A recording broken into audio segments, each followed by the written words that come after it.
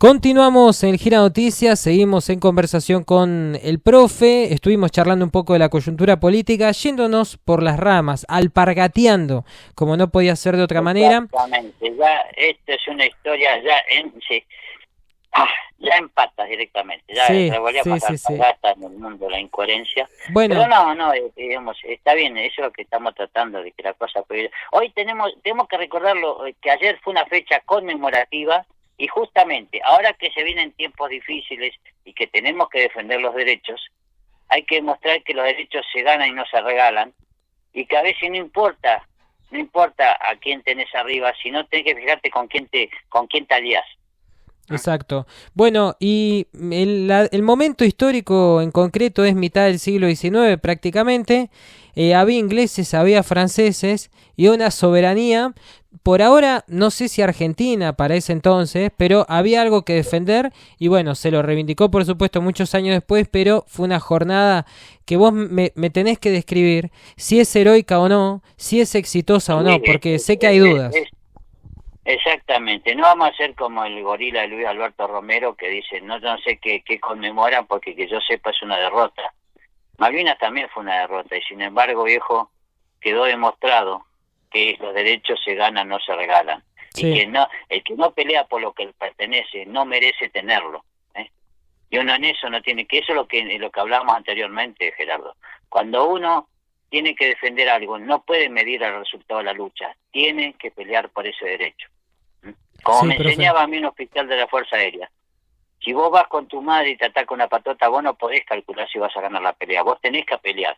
Bueno, lo que pasó el 20 de noviembre de 1845 es lo que se conoce como la batalla obligado. ¿Cuál es la verdadera historia que tiene esta?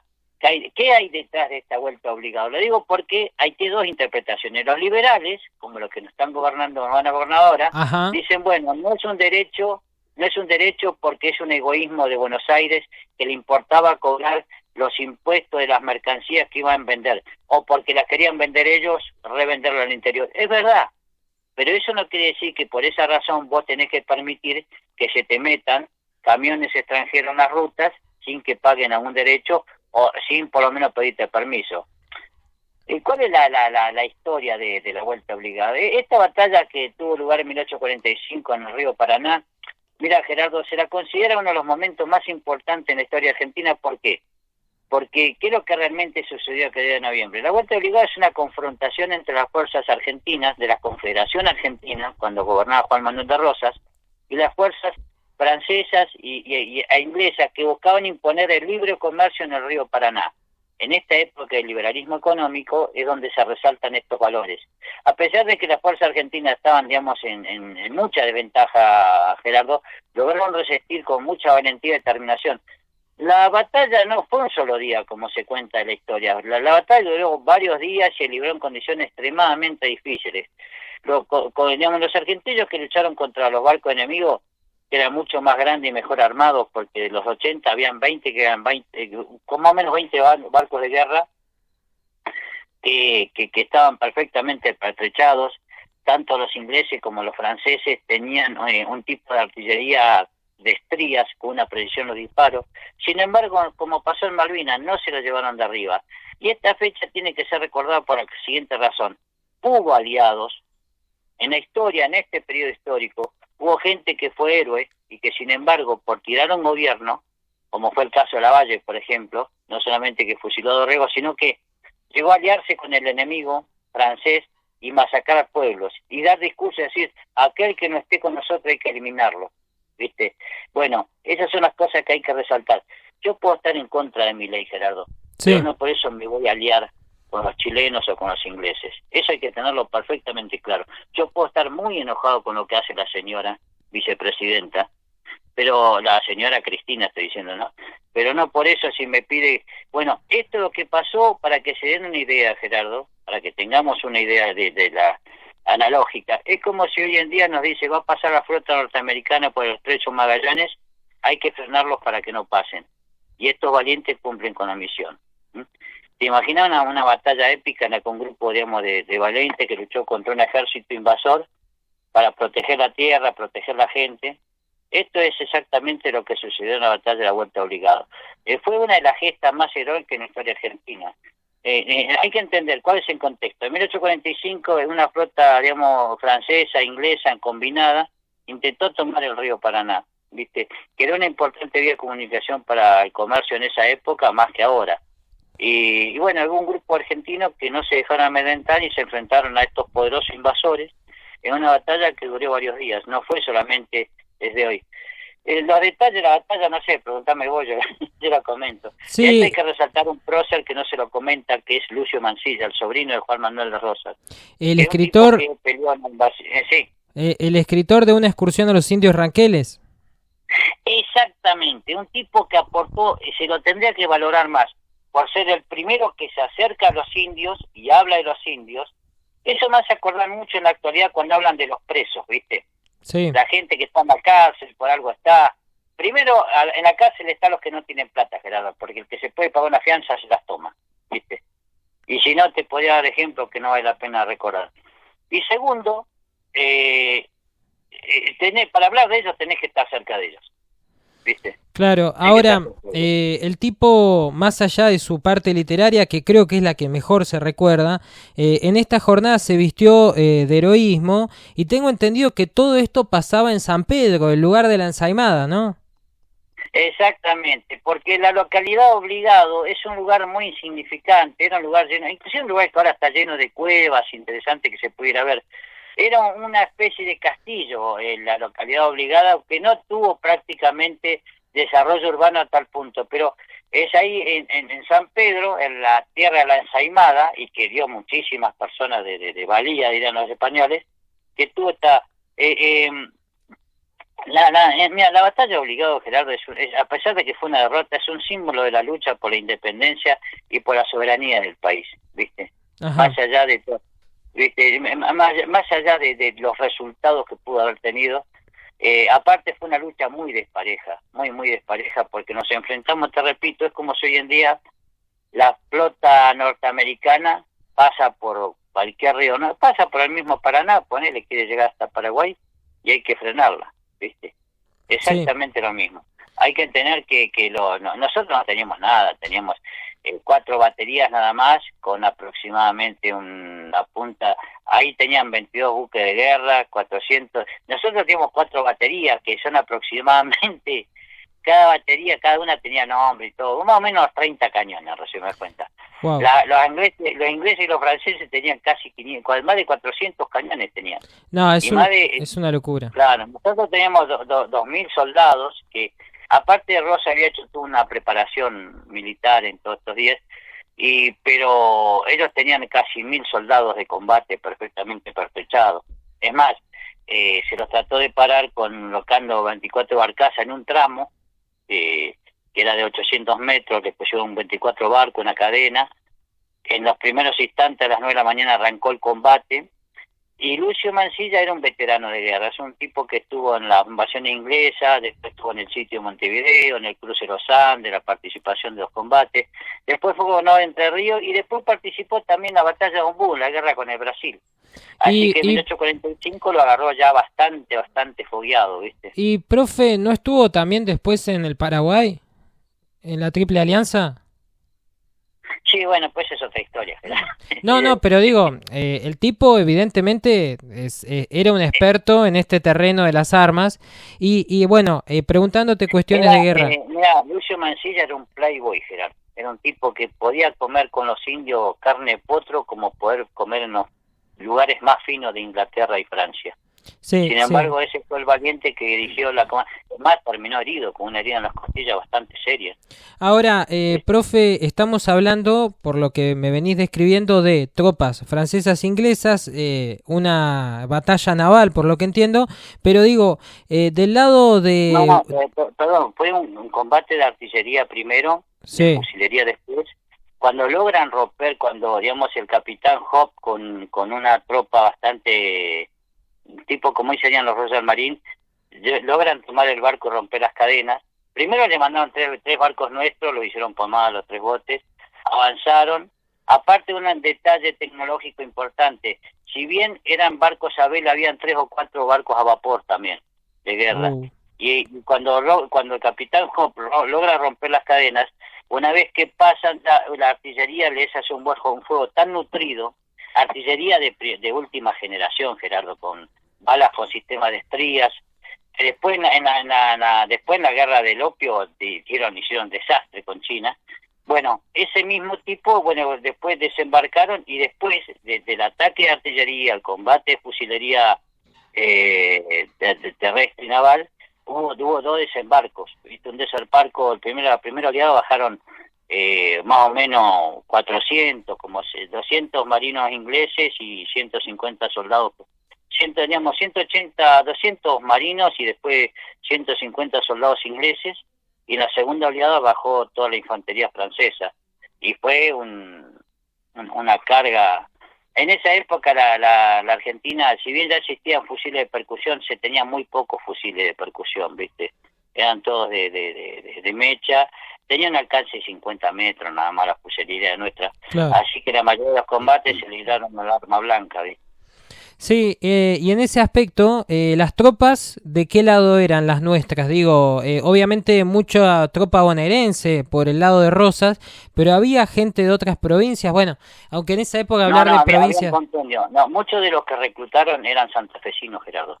Ajá. Y teníamos, dentro de los 2.000 efectivos, habían, digamos, había santafesinos, habían también, hasta había un grupo de ingleses que peleó para nosotros, bastante buenos para combatir. Yo lo hablo como si fuera un partido de fútbol. Hubo gente que murió, disculpen el relato, pero hasta hubo unos ingleses que dijeron que como no sabía, le preguntaron, dice, ¿cómo van a...?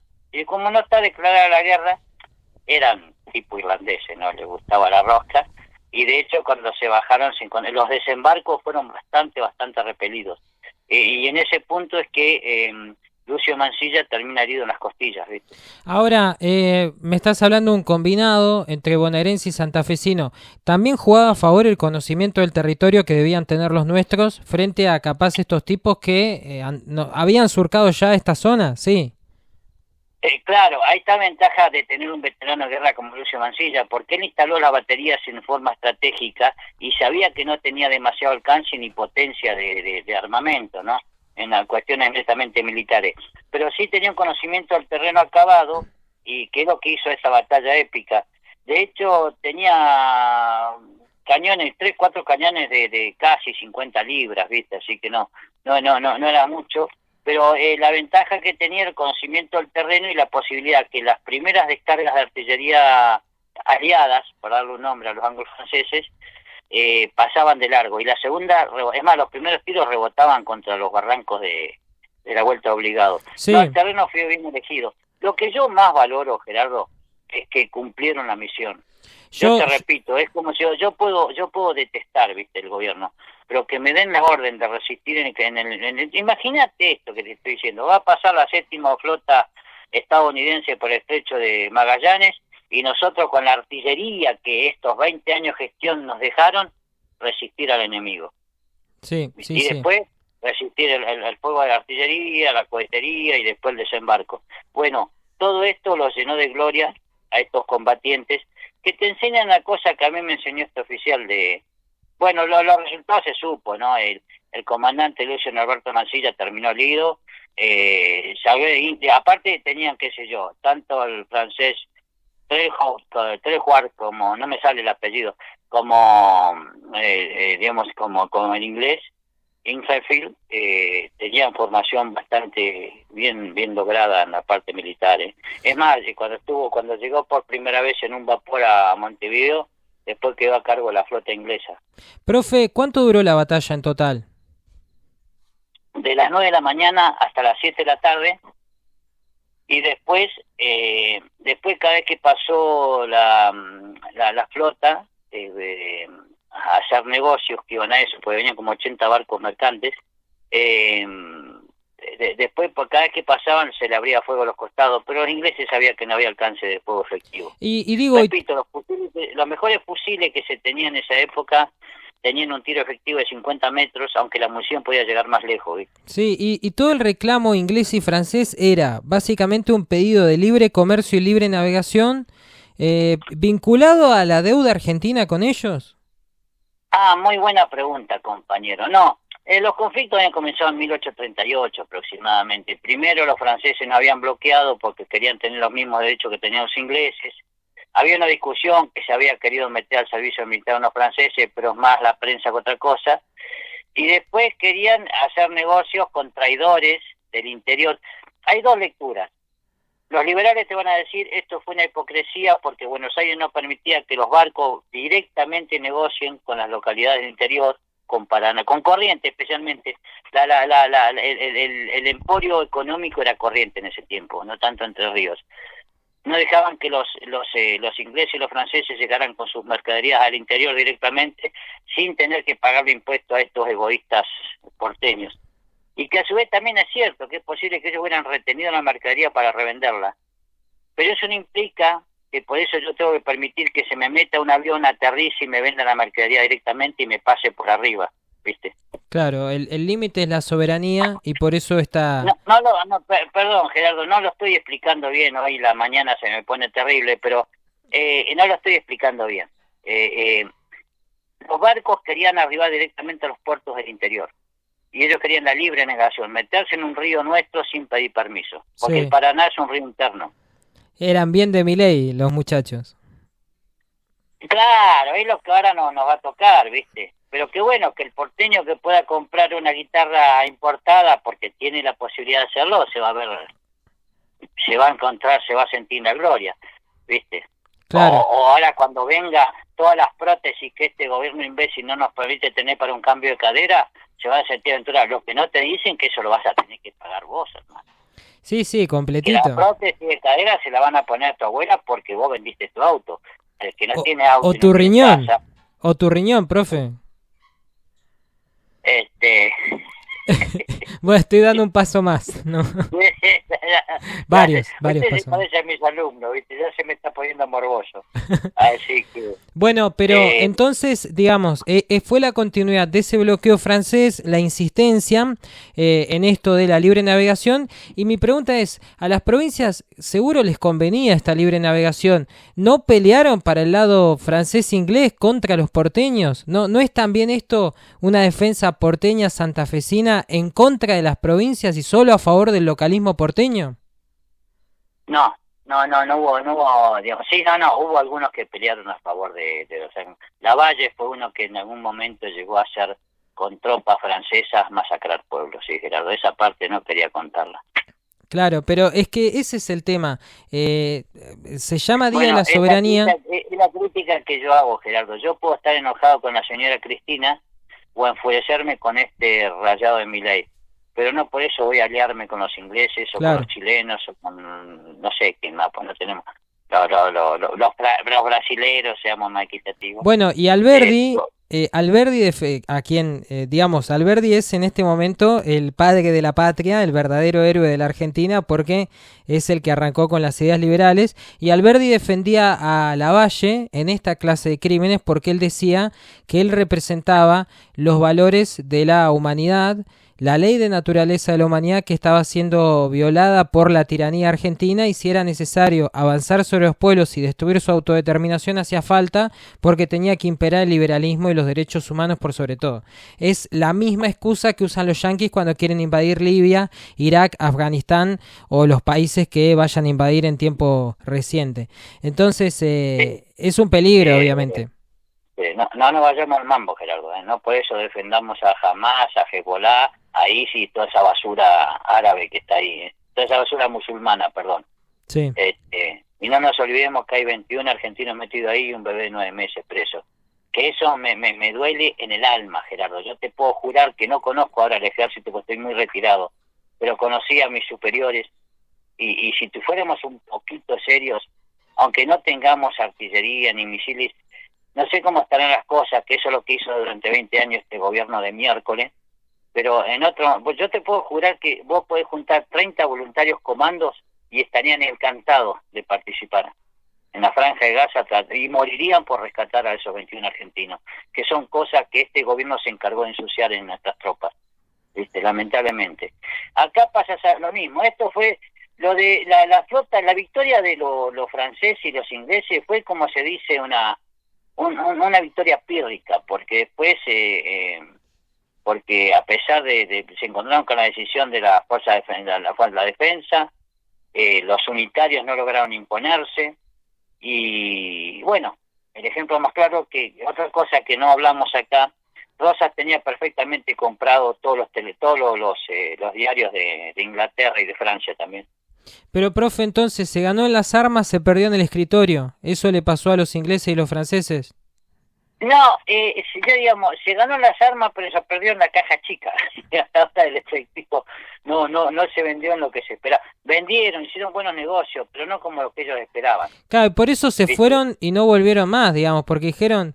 En 1847 retiraron la flota, y porque aparte Rosa, no seamos hipócritas, Rosa hacía buenos negocios con los ingleses también, ¿viste? Sí, no, lo Y que... demás, pero esta gestión hay que resaltarla. Mira, el ejemplo más claro que el general San Martín reconoció los méritos de este gobierno, viste, que a Sarmiento tanto le molestaba.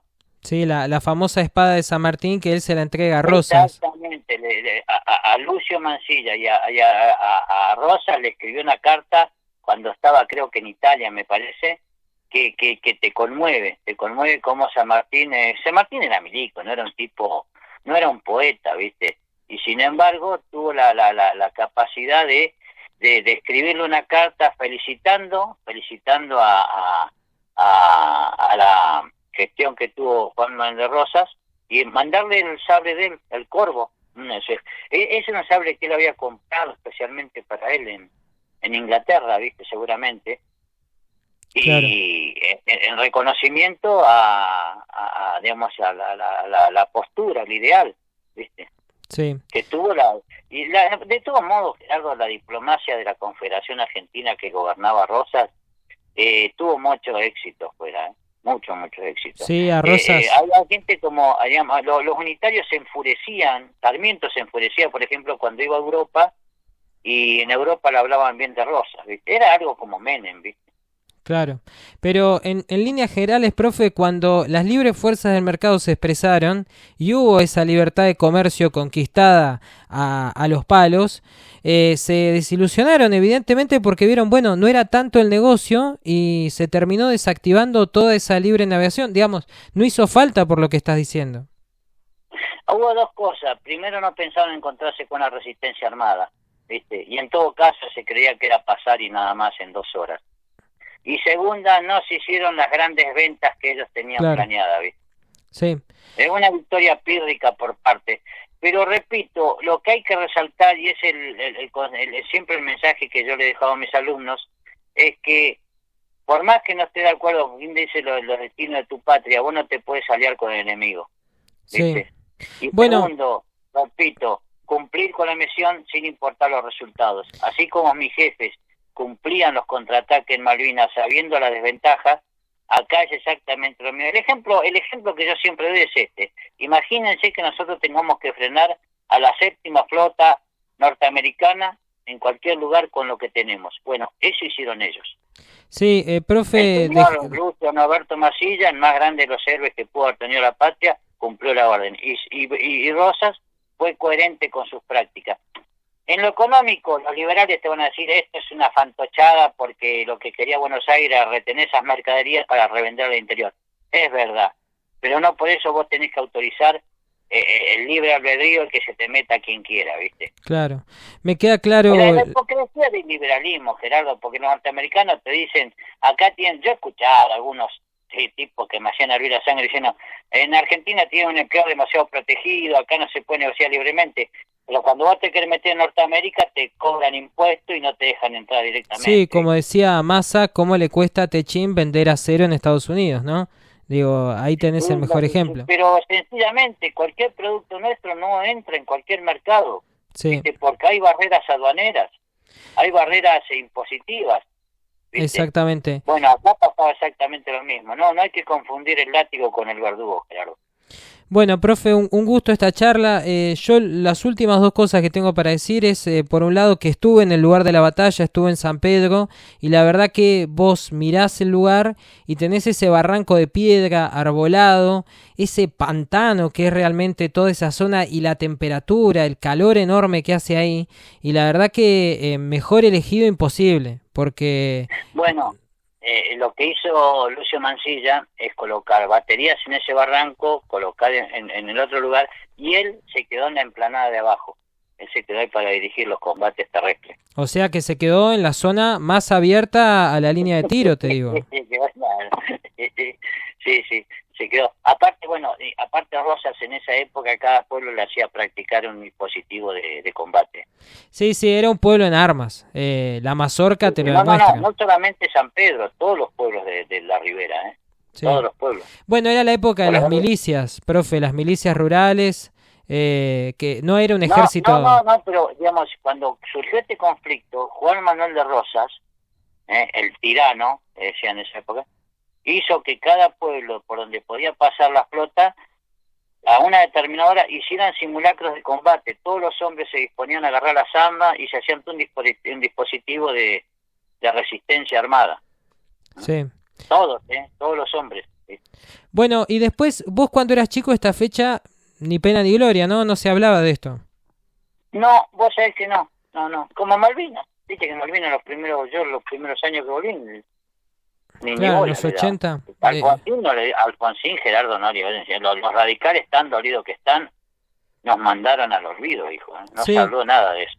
Sí, y en ese sentido, pienso que, bueno, fue una reivindicación de este último gobierno. Estoy hablando como milico, me salió el hijo de adentro. Sí, este último gobierno reivindicó la fecha y bueno, por eso hoy la estamos reviviendo y repasando, así como también la figura de Güemes. Veremos... Yo no comparto esto, la corriente historiográfica, que no fue corriente historiográfica, eso ya existió. El revisionismo no fue. Pero sí resalto algo que Luis Alberto Romero nos criticaba, que decía, no sé qué están conmemorando si fue una derrota, no importa. Le demostramos que la soberanía, si no se la defiende, no existe. Bueno, y así como este feriado y el de Güemes los puso este gobierno, ¿qué feriado pondrá Emilio Campo y Javier Milei durante este? ¿Celebraremos acaso? Yo creo que va a ser, ya te estoy adelantando, aunque no quiero dar ideas, ¿no? Por suerte. Sí. Seguramente el nacimiento de Alvear y sacaremos la San Martín del Caballo y pondremos a Alvear en su lugar. Y yo creo que el día de la Constitución del 53 puede ser también una gran fecha, el acuerdo de San Nicolás. Eso es el 1 de mayo. Pero... Bueno, pero coincide con el Día del Trabajador. No, pero primero se festejó como el día de 1853 y después se hizo el Día del Trabajador. Claro, sí, tenés razón. Bueno, profe, un gusto esta charla, estos detalles que diste, siempre está bueno repasar este tipo de fechas. Perdón a mis profesores, como siempre. Acá Gerardo está muy chico, me van a revolcar a ver un día de esto. Bueno, quédate tranquilo, que acá siempre aclaramos los pormenores, sin beneficio de inventario, libre de academicismos, en alpargatas, ni más ni menos, de eso se trata. Y permitime una cosa, porque ahora tengo miedo a la xenofobia que se pueda llegar a practicar. En la vuelta al obligado, Gerardo, participaron todo tipo de combatientes, inmigrantes italianos, muchos de los cuerpos de voluntarios y hasta ingleses que se pusieron del lado nuestro. Ajá, está buenísimo también decir esto, la patria somos todos. Así que no, lo digo porque si no, viste, esa es una cosa que me preocupa, ¿viste? Bueno, abrazo Raúl y mañana miércoles nos conectamos nuevamente, que estés muy bien. Que tengas un buen día, Gerardo.